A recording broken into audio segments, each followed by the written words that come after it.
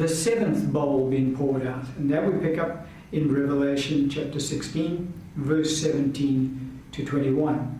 Scripture says, "Then the seventh angel poured out his bowl into the air, and a loud voice came from out of the temple of heaven, from the throne, saying, 'It is done.'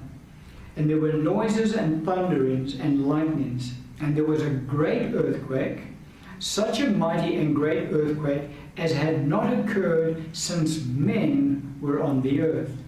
Now the great city was divided into three parts," talking about the city of Jerusalem, "and the cities of the nations fell. And great Babylon was remembered before God to give her the cup of the wine of the fierceness of his wrath. Then every island fled away, and the mountains were not found. And great hail from heaven fell upon men, each hailstone about the weight of a talent. Men blasphemed God because of the plague of the hail, since that plague was exceedingly great." And so we see when the seventh bowl is poured out that God completely now destroys everything on the planet. The infrastructure of man is completely obliterated at this time, because the scripture talks about an earthquake occurring in the earth that has not registered since mankind has been in the earth. So obviously from the time of Adam up until the time that that earthquake takes place, nothing would come close to fitting the same scale. And so you think about powerful earthquakes that have struck the earth over the centuries. Well, this earthquake will be on a magnitude that the Richter scale most probably would not be able to register. It'll be that violent, because the scripture talks about the fact that every city of the nation falls. And so think about the major cities of the world: New York City, Tokyo, London, Moscow, all of the major cities of the world. All of them will be brought down to rubble, because those cities will all fall as a result of this earthquake. The Bible goes on to say that every island fled away and the mountains were not found. And so we're talking about a complete change to the geography of the earth, in that islands will be completely submerged and mountains will be reduced in size because of the magnitude of this earthquake that will strike the earth. And it will have the impact of completely, as I say, obliterating all of the infrastructure that we see in the earth today.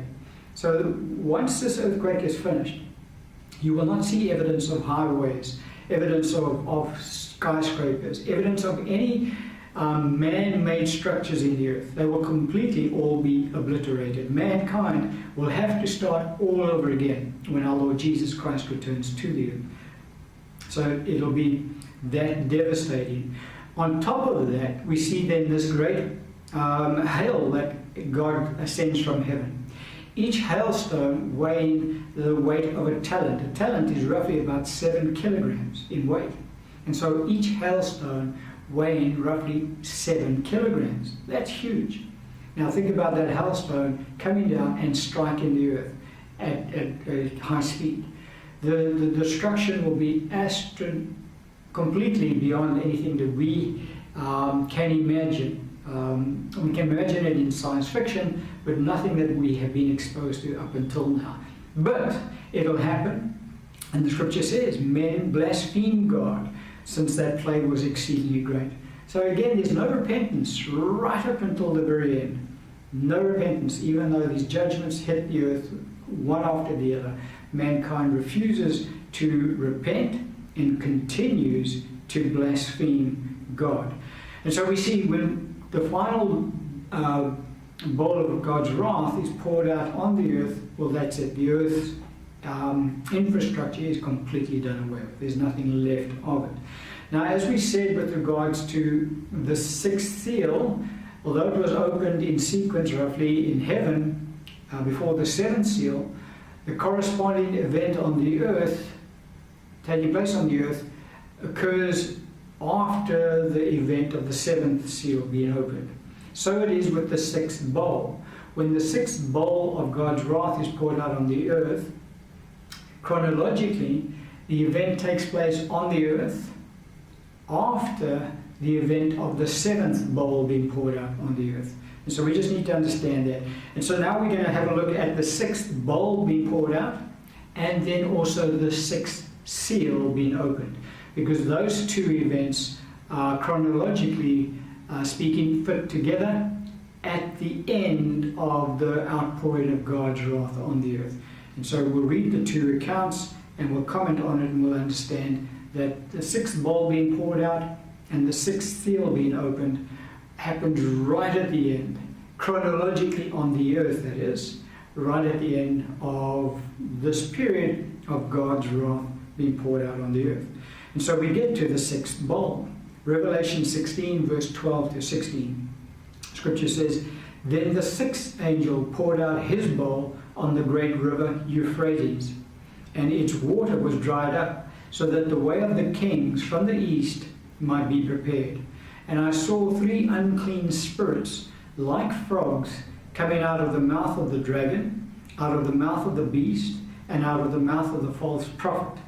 For they are spirits of demons, performing signs, which go out to the kings of the earth and the whole world, to gather them to battle on that great day of God Almighty. Behold, I am coming as a thief. Blessed is he who watches and keeps his garments, lest he walk naked and they see his shame." Verse 16, "And they gathered them together to the place called in Hebrew Armageddon." And so what happens here is that when the sixth bowl is poured out, that we see that there's a demon that comes. The dragon is Satan in this picture. The beast is the Antichrist, and the false prophet is the false prophet. And so we see three demons coming out of Satan, out of the Antichrist, and out of the false prophet. Those three demons go out to all the earth. Now when it says all the earth, those demons go out to all of the kingdom of the Antichrist. And they gather together his army from that whole Muslim faith. And so it's from all of those nations that fall within the Muslim faith realm, and slightly extended during the reign of the Antichrist. They gather them together to battle against our Lord Jesus when our Lord returns to the earth. And they are gathered to the place called Armageddon. And that's where this battle of Armageddon takes place in the earth. Now we're not going to touch on the battle of Armageddon in today's teaching, because that forms part of another series which pertains to our Lord's millennial reign. We're not going to touch on that. But it's the closing off of the wrath of God being poured out on the earth. And so once all of God's wrath is poured out, now we see that Satan, the Antichrist, and the false prophet gather together their army at the geographic location called Armageddon. Now they are gathered there to meet the Lord and his army in battle when our Lord Jesus Christ returns to the earth with his army. So that's what transpires when this sixth bowl is poured out on the earth of God's wrath. And you say, well, that doesn't really sound like the wrath of God being poured out. Well, if you see the results of the battle of Armageddon, which we won't touch on today, then you can see that in fact it is God's wrath being poured out, because that army is completely annihilated when our Lord Jesus Christ does return to the earth. And so as you can see chronologically that the sixth bowl is poured out after the seventh, pertaining to events that take place in the earth. And then we get to the sixth seal that is opened. And we can go back to Revelation chapter 6, verse 12 to 17. Scripture says, John speaking, "I looked when he opened the sixth seal," that's our Lord still opening the sixth seal, "and behold, there was a great earthquake." So now this is linking in to that great earthquake that we saw when the fifth bowl is poured out.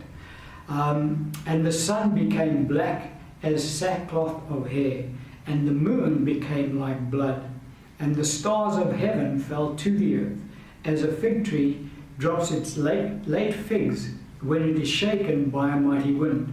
Then the sky receded as a scroll when it is rolled up, and every mountain and island was moved out of its place." That's again going back to the bowls that were poured out, that fifth bowl was poured out. Every island fled away, and the mountains were made low. Same description taking place at this time.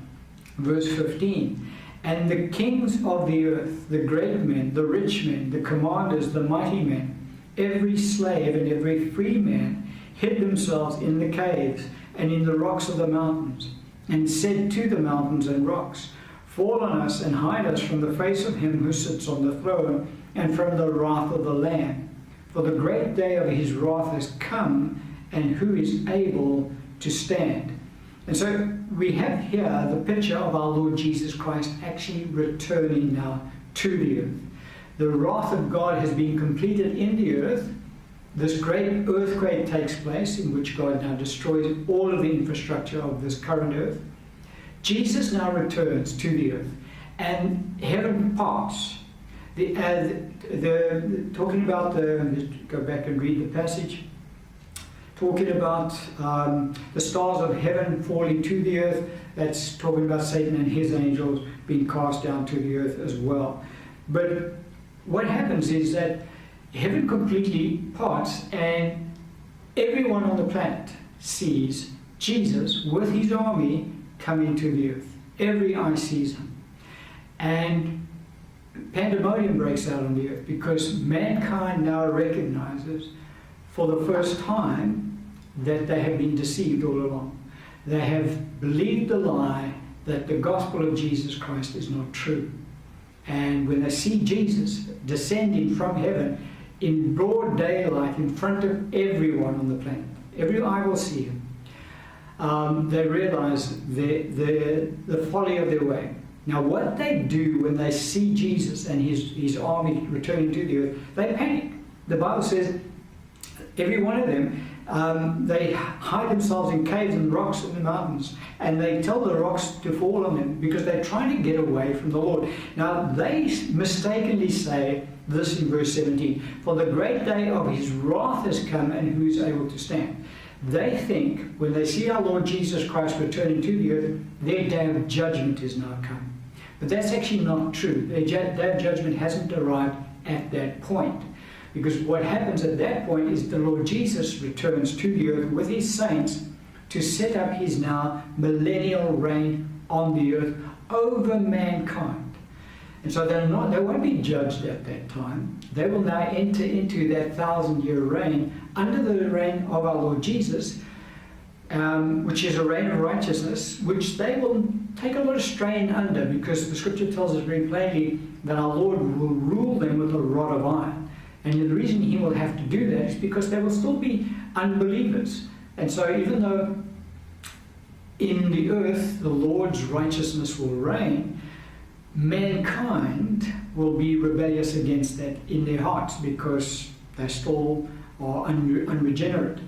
And so that's why our Lord will rule them with a rod of iron. But the point is that the day of wrath for them to be judged is not at this time. They mistakenly think it is, but it's not. Now, as the rest of mankind are scrambling to try and hide themselves from our Lord, so it is that the army of the Antichrist is waiting for our Lord at the place called Armageddon, because they still believe that their God, being the Antichrist and Satan, is able to overcome the Lamb and his army. And so that's where they're standing. So they're not running away hiding like the rest of mankind are. When our Lord Jesus Christ does return to the earth to set up his millennial reign. Our Lord Jesus, in speaking about the same event, speaks about it almost word for word the same as John describes it in the book of Revelation. And we pick up our Lord's account in Matthew 24, verse 29 and 30. Immediately after the tribulation of those days, the sun will be darkened, and the moon will not give its light, and the stars will fall from heaven. It's almost word for word as we saw in the book of Revelation. And the powers of the heavens will be shaken, talking about Satan and his angels. Then the sign of the Son of Man will appear in heaven, and then all of the tribes of the earth will mourn, and they will see the Son of Man coming on the clouds of heaven with great power and great glory. So that description our Lord gives and the description that John gives based on the vision shown to him are, as I say, almost word for word, describing the same event taking place. And so